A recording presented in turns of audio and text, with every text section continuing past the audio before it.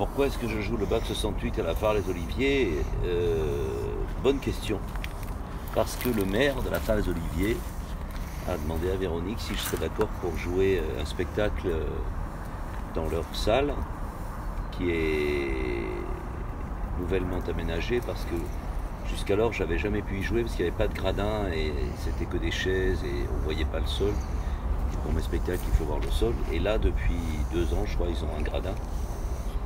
Donc on est allé voir tout de suite déjà si on pouvait aménager le gradin pour faire vraiment un espace de théâtral, et c'était le cas. Et là tout de suite je me suis dit, c'est le bac qu'il faut jouer.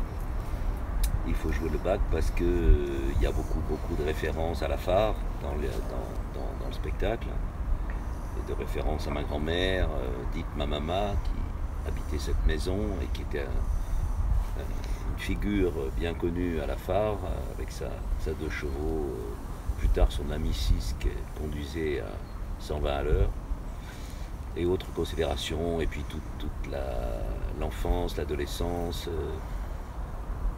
des références à certains personnages justement du village. Et je trouvais vraiment trop dommage de passer à côté de ça.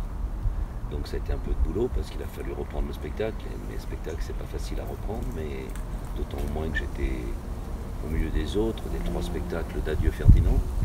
Mais j'ai fait l'effort.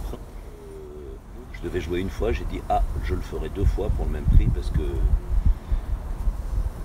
tout ce travail pour une fois c'est dommage. Et puis c'est mon idée, c'est la première fois que j'y joue.